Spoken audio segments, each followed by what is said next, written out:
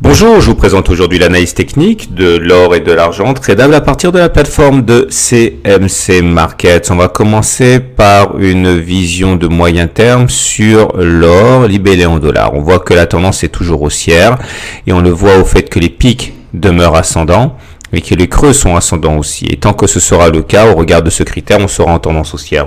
C'est confirmé par le fait que nous soyons soutenus par une moyenne mobile à 20 semaines également haussière. Elle est actuellement vers 1313 $. Elle sert de support de manière régulière, vous pouvez le voir. Et pour l'instant, et tant qu'on se maintient au-dessus, il n'y a pas d'inquiétude à avoir. Les indicateurs techniques nous disent vers quel côté il faut regarder. Pour l'instant, ils sont assez mitigés. C'est un petit peu confus. Le MACD sous son signal, ça c'est pas très bon. Et le momentum est proche de 0, donc neutralité, tandis que le RSI au-dessus de 50. Donc globalement, le MACD présente une configuration plutôt négative, alors que le RSI présente une configuration plutôt positive, et le momentum, lui, est complètement neutre. Donc à cet égard, on peut pas vraiment savoir si on va continuer à baisser ou pas. Il semble qu'il y ait une sorte d'équilibre des forces en présence. Par contre, graphiquement, on voit que nous sommes sur des supports. C'est cette espèce de longue oblique bleue là qui a soutenu les cours de manière régulière. Va sans doute donner un peu de fil à retordre au baissier. On peut effectuer effectivement un rebond sur cette zone. Maintenant, aucune issue favorable ne sera envisageable tant qu'on ne sera pas sorti de cette espèce de canal descendant rouge ici, qui maintient sous pression les cours. On va terminer avec une analyse de type Ichimoku et on voit que la tendance est haussière. La tendance haussière parce qu'on est au-dessus du nuage, vous voyez.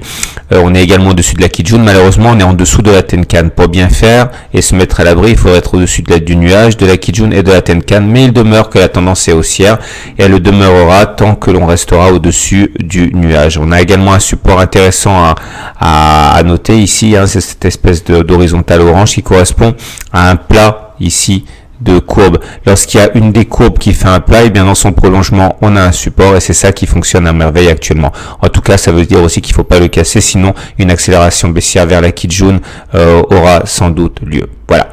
Donc clairement, c'est haussier, mais on est en consolidation qui ne remet absolument pas en compte et en doute la tendance de fond. On va maintenant passer à l'argent. On enchaîne avec l'analyse de l'argent qui est dans une configuration assez similaire, c'est-à-dire en tendance haussière de fond. Vous voyez, les pics sont ascendants et les creux sont ascendants aussi. Et on est bien au-dessus d'une moyenne mobile à 20 mois qui monte. Et regardez le beau travail de support de cette M20, chaque fois qu'elle est sollicitée, du moins depuis 4 fois et depuis le mois de février 2016. Donc tendance haussière de fond et les indicateurs techniques sont quand même mieux orientés que sur l'or.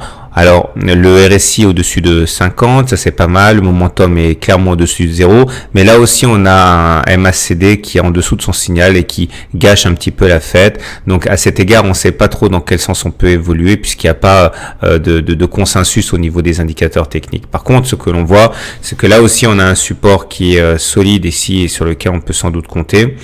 On a également là aussi une figure qui cadre les cours vers le bas. Ça s'appelle une figure d'élargissement descendante. Vous voyez, ces deux obliques qui divergent tout en descendant. Et il faut savoir que la bonne nouvelle, c'est que ce genre de figure se casse plus souvent par le haut que par le bas. Ce qui est inquiétant surtout, c'est une vague de Wolf là qui est potentiellement dévastatrice. Vous voyez, 1, 2, 3, 4, 5. Alors c'est un petit peu complexe si vous découvrez l'analyse technique, mais en tout cas un ralliement vers le point 6 ici n'est absolument pas exclu au regard de cette vague de Wolf. Ça voudrait dire aller chercher les 15,5, les 16 $, l'once d'argent. C'est un peu inquiétant, mais on peut pas faire comme si cette configuration n'existait pas. C'est sans doute une épée de Damoclès et un élément assez défavorable. On va terminer avec l'Ichimoku qui lui par contre donne clairement un signal positif puisqu'on est au-dessus du nuage, au-dessus de la Kijun et vous avez également ici un plat de courbe qui dans son prolongement nous donne le support sur lequel actuellement on rebondit sans trop peiner. À remarquer que si on passait au-dessus de la Tenkan, ce serait quand même mieux, mais en tout cas, l'Ichimoku nous dit que c'est toujours bon.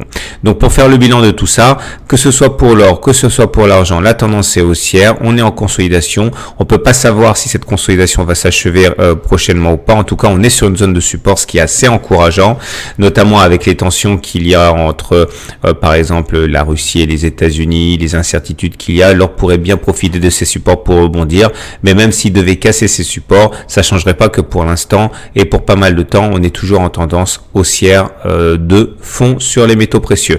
Voilà, à très bientôt pour notre analyse technique et à la semaine prochaine pour l'or et l'argent.